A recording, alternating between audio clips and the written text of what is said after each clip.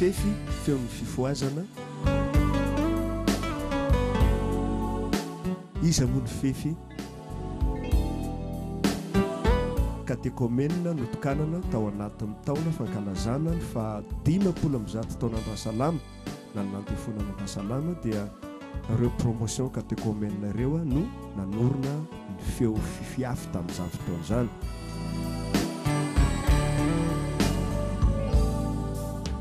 Tsy mbola nanana tenue tamin'izany ary tsy mbola dia nainira loatra.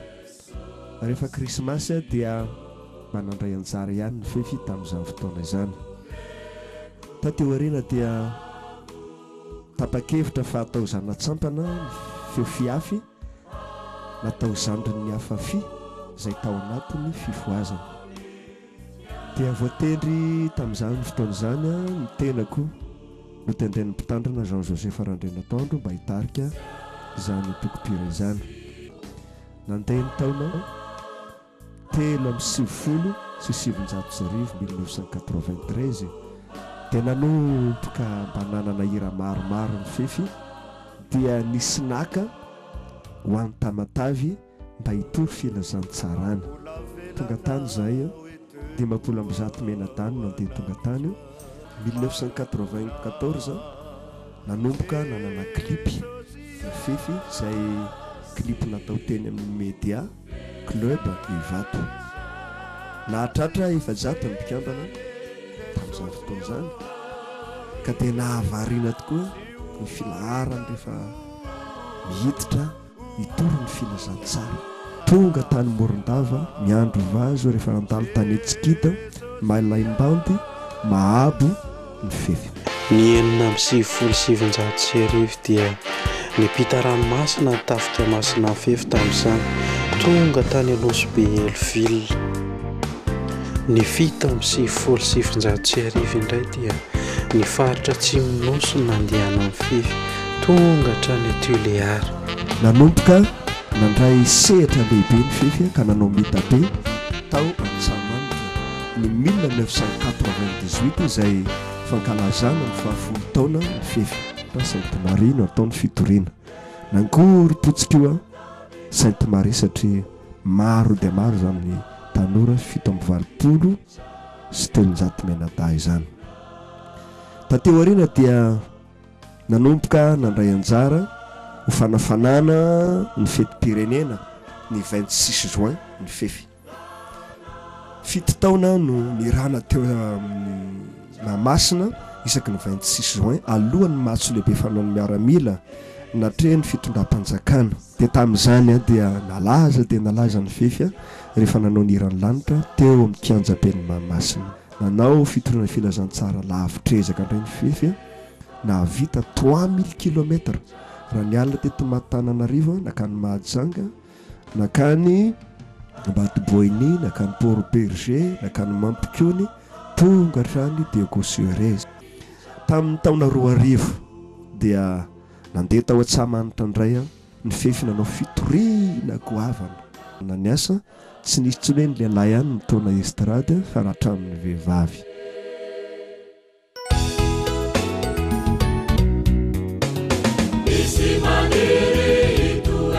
Ny taona 2001 kosa dia nihira teo Ambohijatovo isaky ny 29 mars ny fefy rehefa tonga teo ny manam-pahefana nankalaza n'izany 29 mars izany. Ny tafika masina ray sy roa arivo indray dia natao tany Vohemara, Antala, Sambava zany no nandeha ary Andapa.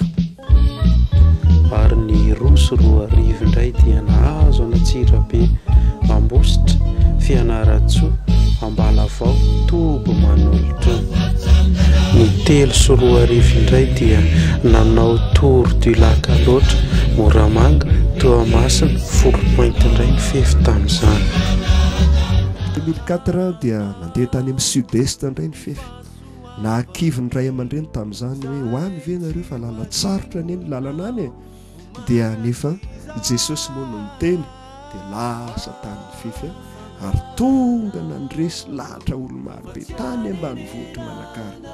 2005 indray dia nanao Tour du Lac loatra ny fefy za mitolodolaka loatra zany dia fiangonana tsy latsaky ny 7-8 any no tetezina avy any dia tonga tany Vatomandry avy any dia nandeha tany Mahanora zany ny asa nataon'ny fefy tamin'ny 2005 ny 2006 ny fefy dia namoaka ny raky tsary na ny VCD voalohany nampitondrainy lohateny hoe Raiso Jesosy 2007 indray dia nanao concert lehibe ny fefy tao amin'ny CCSK vita izay dia nanao tafika masina indray ny fefy mandeha tany Fort Dauphin ary miteny tamin'izany ny tena hoe nahoana dia mandeha lavitra ohatry zany ianareo sao dia tsy vita lasa soma tsara ny fefy rehefa nentina tambavaka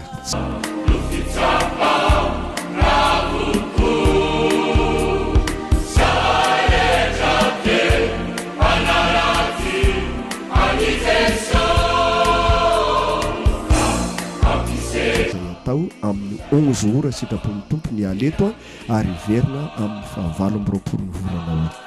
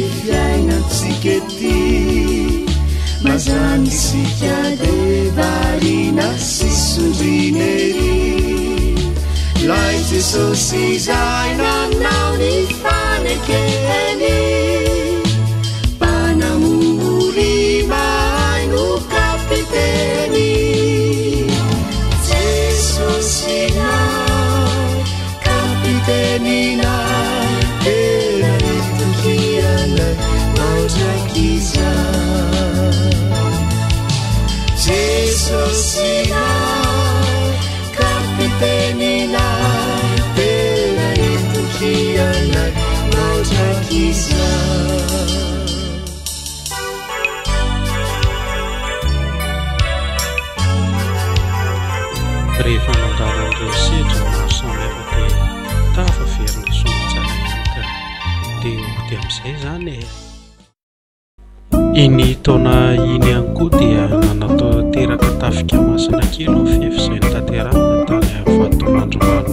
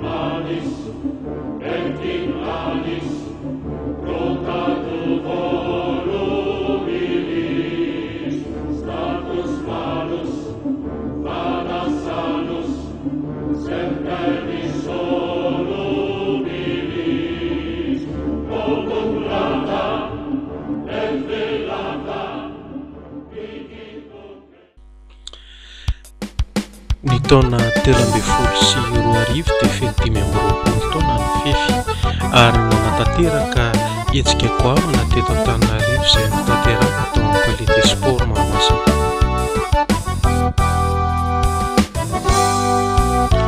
Io fitoriana tao amin'ny Palais des Sports moa dia niarahan'ny asa tamin'ny Media Consulting.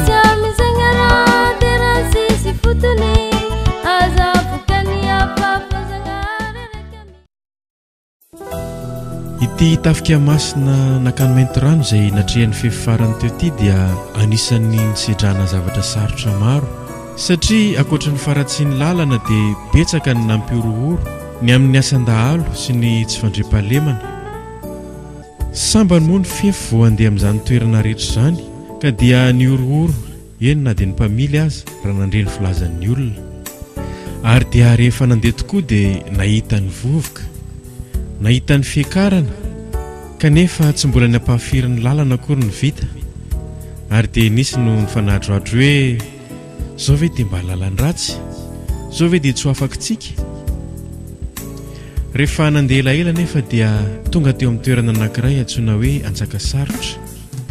Vao mitazana an'izany toerana izany ianao dia efa miorohoro satria sady fiakarana mideza no tena lalany ratsy. Na dia teo azy izany fisainan'olombelona rehetra izany dia Andriamanitra no niasaka dia afaka soamantsara avokoa ny fiara rehetra. Tsy ny fiakarana ihany nefa no tsy maintsy nosedraina fa teo ihany koa ny fidinam-be ary misy ihany koa ny lavadavaka, ao ny vatovatoina, ao ihany koa ny vovoka mandrevo. amin'ny alina aza moa dia miroro mihitsy rehefa sendra mahita n'ireny sakatsakana petraky ny dahalo eny voandalany ireny.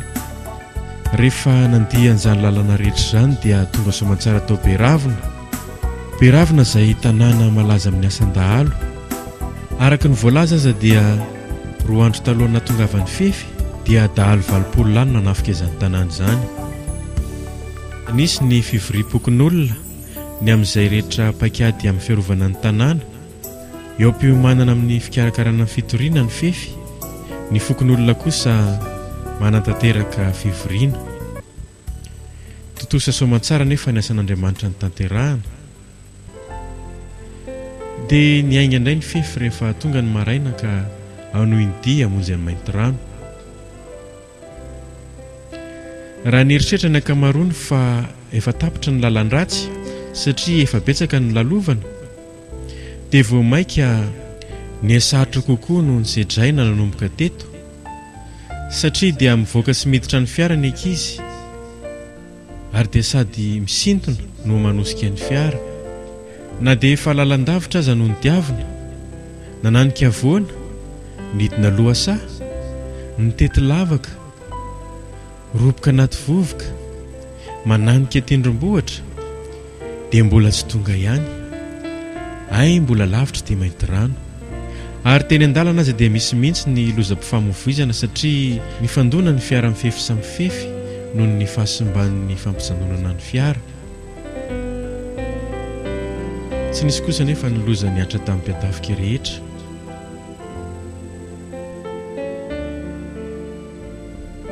Nandeha ny alina, nandeha ny atoandro, nipoitra ihany mainty rano.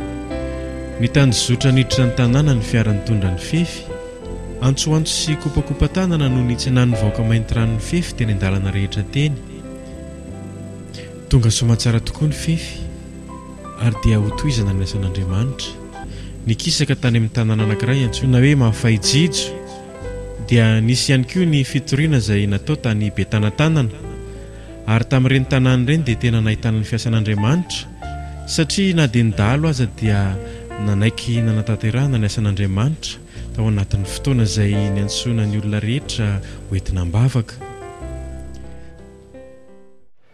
Andro 20 Aogositra 2024 eto amin'ny FPVM Tanànandrano Ampandrana no misy ny sapana fefy izay anomana tafika masina any amin'ny faritra Bealalana sy Mandritsara ary manodidina rehetra iny.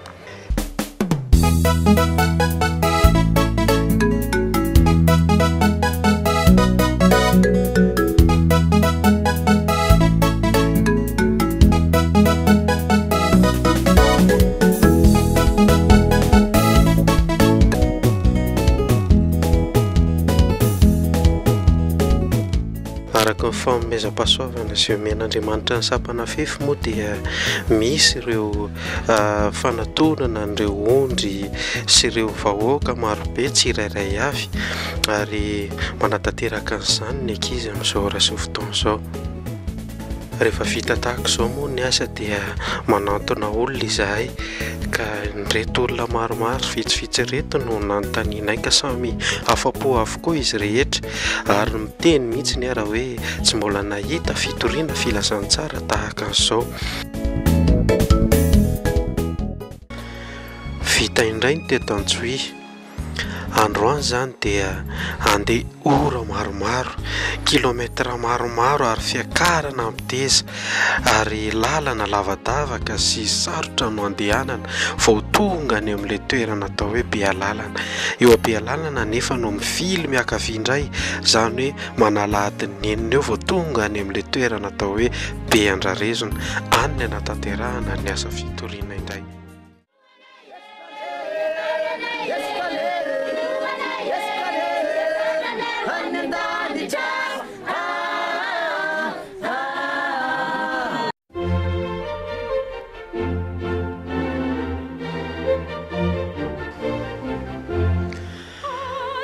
Vita ny teto Beandrarezona dia totoy iverina ho amin'ny Bealalana indray ny fefy, ary hiatrika an'ity lalana sarotra sy fiakarana ary malama ity indray.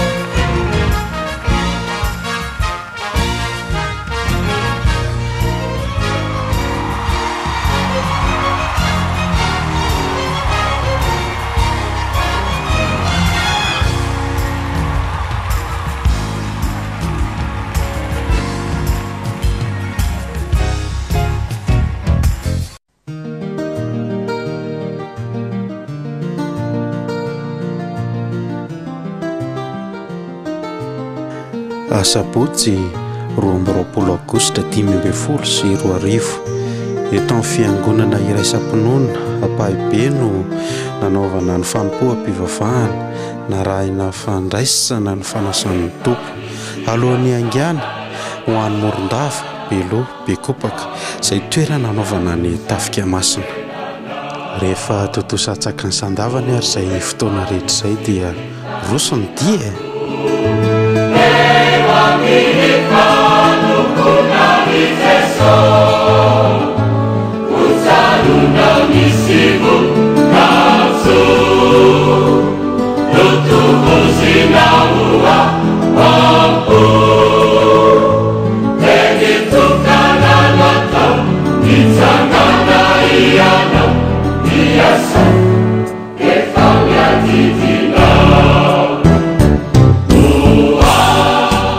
tonga soama tsara eto ny andro vazy ny fiarakodia rehetra ary samy mampidina ny entany ka mamonjy ny efitrano misy nazy tsirairay avy ny ankizy amin'izao sy fotoana izao.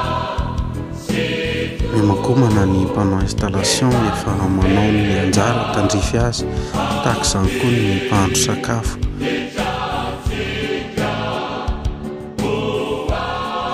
Ary ny ankizy koa dia miomana fa hiatrika fitoriana. Miasa rehefa nanomboka ny fandraisana ny vahoaka dia arahintsika mety fijoroana vavolombelona iray ity izay ahafantarantsika tokoa fa miasa sahady ny tompo ao anatin'izao tafika masina 2020 sy 2020 izao. Azonako hatramin'izay hatramin'ny fahazazako hatramin'izao tsy nahely aho izany nandritra izay taona maro izay kanefa ny aho rehefa andresaka teo madama izay aho izany teo tena faran'izay mora ny resaka anefa ny hatramin'izay izay olona miresaka amiko dia tsy henoko mihitsy. Ny ahafantarako ny resaka olona hoe henoko dia ilay vava metsiketsika fotsiny kanefa ny ateo tsy nanaty tava azy fa fanao ohatr'izao izay fa henoko daholo ny zavatra tenena. Mahay zavatra tokoa ry Andriamanitra fa heno izy ary aneo zava-mahagaga ho anareo izy rehetra matsapa-tena fa mahay zavatra tokoa Andriamanitra. Betsaka mpivavaka tonga teto miandry vazo fa mbola tsy natsapa-tena nanao ohatr'izao hatramin'izay ka hatramin'izao. Sotro ny tompontsika mirabanao tazony Jesosy Kristy fa napareny sofinao izy androany.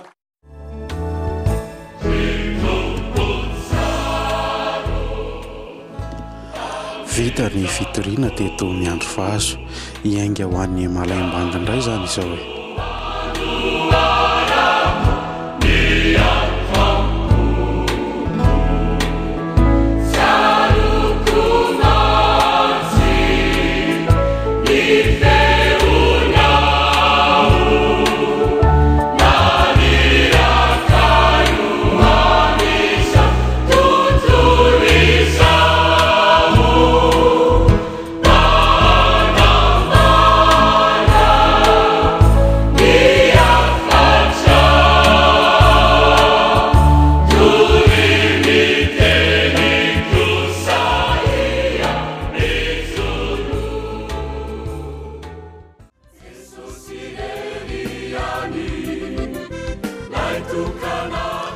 Vita ny fitoriana teto amin'ny plazin'ny Morondava ary tao koa ny fampisehoana ny tantara ny fefy ary koa ny fampahirezana tokantrano vitsivitsy tao anatin'izany dia nitombo ny aim-panahy.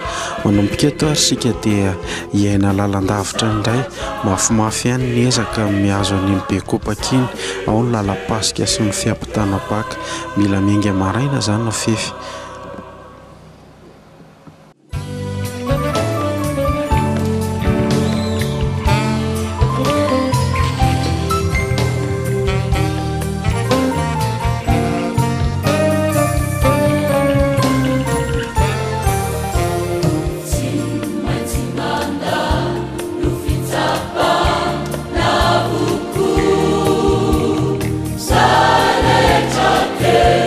Anarabi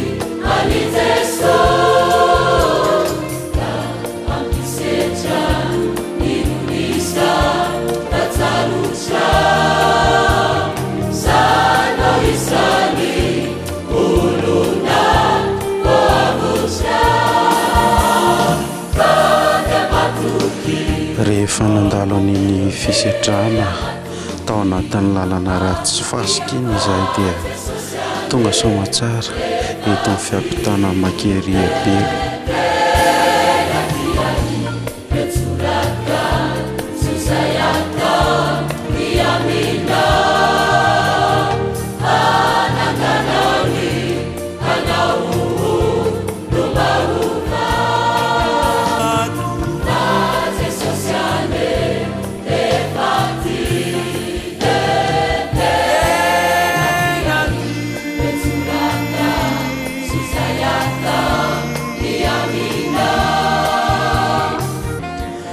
Rehefa nandeha tetỳ ambonin-drano moa dia tsy afaka ao ambavany ankizy sy any am-po ny hira hoe ry Jesosy mba tatano tafita soery rano be mangeny eny no alehako izao.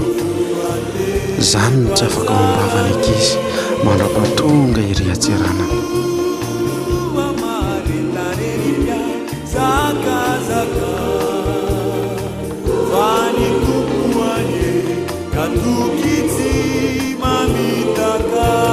Ary tao anatin'izany asa zany dia nataony hira fiterana, fampibehana, tantara. Izany rehetrarehetra izany no zavatra nitranga teto amin'ity tanàna Bekopaka ity. Tao ny mpangalatra niova fo, tao koa ny dalo nanaiky anaradian'i Jesosy, tao ireo tokantrano mikorotana izay mpivady miady, ary tao ihany koa ireo izay nanana ny sampony tompony nanary an'izany izy fa naradian'i Jesosy. Nandritra ny firina ny fanarany na tratran'izay rehetra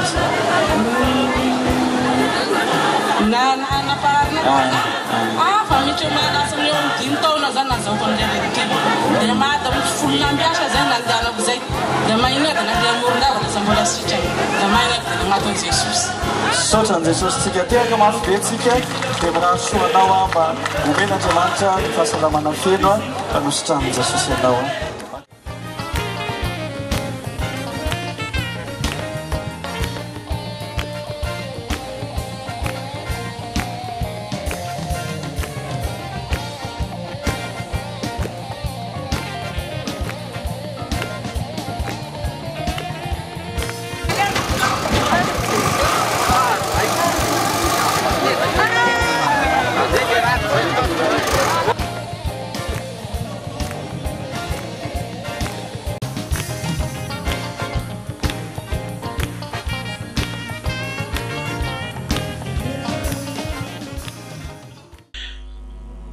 Ny taona 1924 ny tafika masina Motateran Fify dia tany amin'ny faritra Atsimo Atsinanana, Manakara, Fangaindrano, Farafangana. Avy eo tonga dia niampita tany amin'ny Topy Andaigna.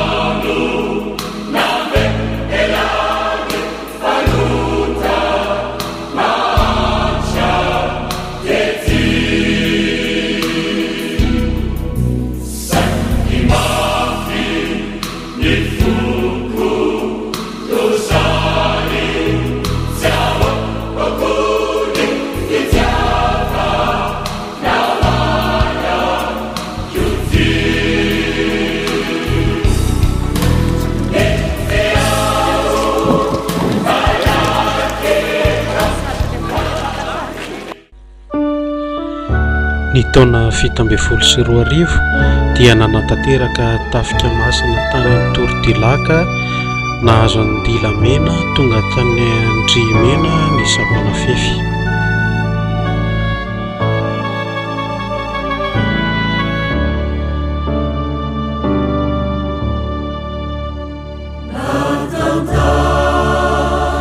Eto izao no Anorovo